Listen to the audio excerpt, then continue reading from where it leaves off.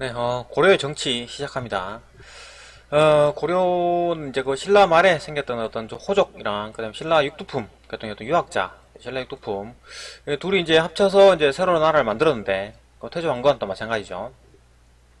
그 여러 가지 호족들이랑 합쳐서 이제 국가를 만들었기 때문에, 호족들이 힘이 세다라는 거. 그래갖고, 그걸 달래기 위해서 이제 혼인 정책, 그러니까 결혼을 한다거나, 아니면 왕시성을 하사했다라는 거. 그 다음에 그걸 견제하기 위해서는 또 사신관 제도랑 기인 제도를 실시했다라는 거.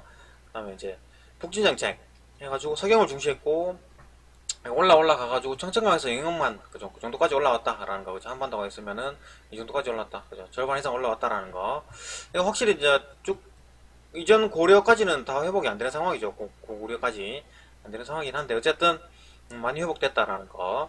그 다음에 광종 같은 경우는 이제 노비안봉 안건법, 그죠? 노비안법 안건법. 옛날에 이제 신라 말에 이제 데리고 있던 노비들을 다 풀어주고, 그죠? 거기 이제 세금을 걷어가지고 국가 재정을 튼튼하게 했다. 그 다음에 또 과거제를 실시해가지고, 이때까지 과거제가 신라 때 이제 그 시도를 한번 했으나 실패하고 광종 때 드디어 이제 과거제를 실시했다.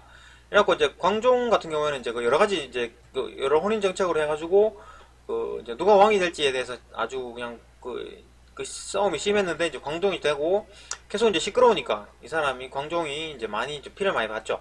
여러 사람을 숙청하고 제거하고 그래가지고 어쨌든 이때 이제 그 중국도 이제 힘이 약해진 상황이기 때문에 이제 칭제 원원이라 불러가지고 황제라 칭했다라는 거. 그다음에 성종. 그다음에 성종이 이제 그 최성 이때 이제 좀 튼튼하게 좀 이제 기본적인 어떤 그 정적들을 다 제거하고 난 뒤에 이제 그 조용해졌을 때 드디어 이제 나라가 좀 부강해지기 시작했다라는 거.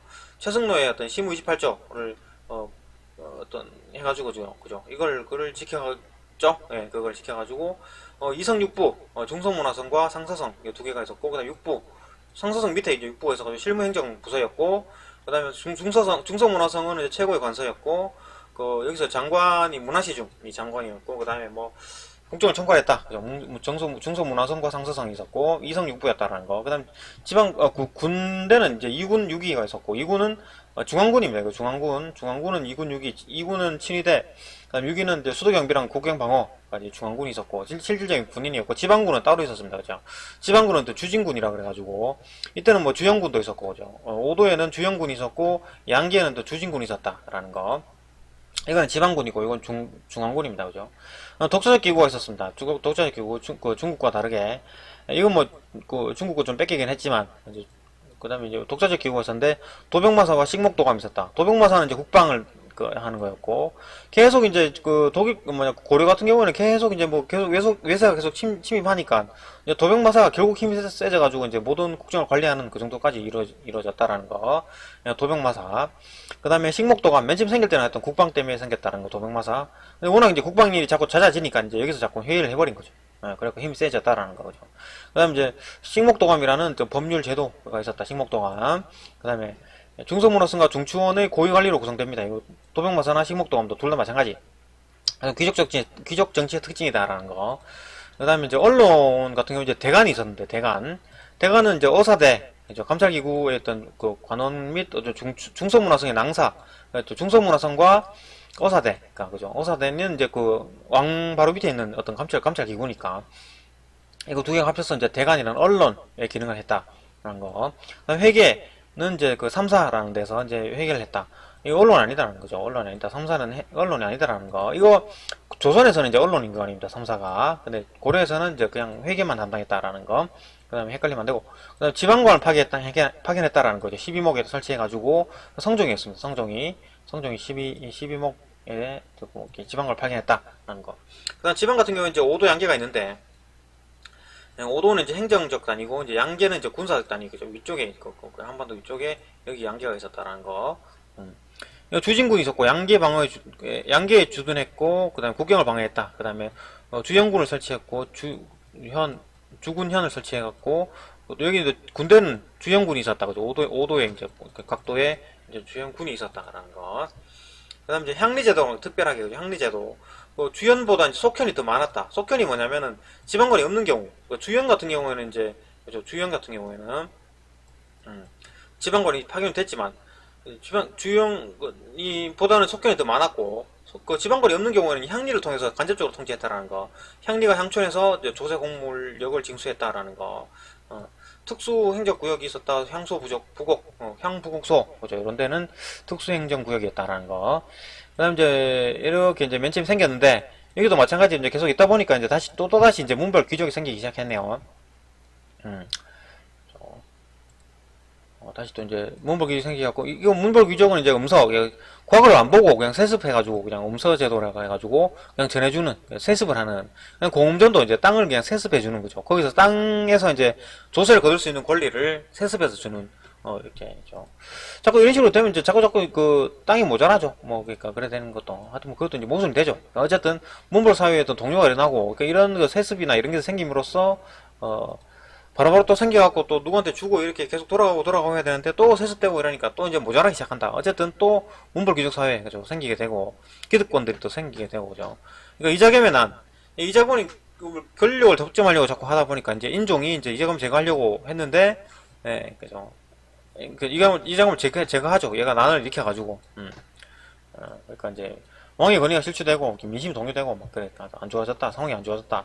그 다음에 또 묘청의 서경천도운동 그래갖고 서경 세력이 난을 일으켜가지고 그 다음에 뭐 개경 세력한테 뭐 진압이 당하더라. 김부식 진압일 당하더라.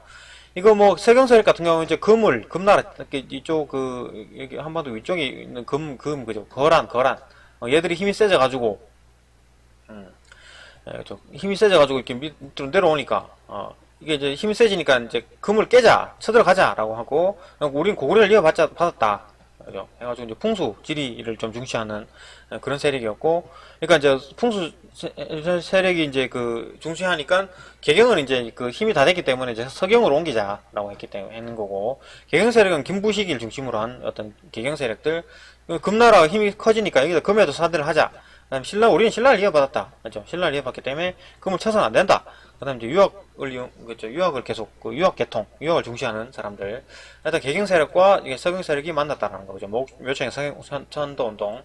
그 다음에 무신정권, 무신정변이 1170년에 일어났고, 권력 같은 경우에는 이제 최충원 교정도감, 최고 권력 기부, 그 다음 정방, 인사권을 장악해버렸죠. 자기 집에다가 그냥 막, 그래갖고 막 누구누구 막, 벼슬을 막 주고 막 그러죠. 어쨌든 정방, 최후, 교정도감, 최고 권력 기구였고, 이제 여기서 만들어서 교정도감에서 회의를 하고, 그죠.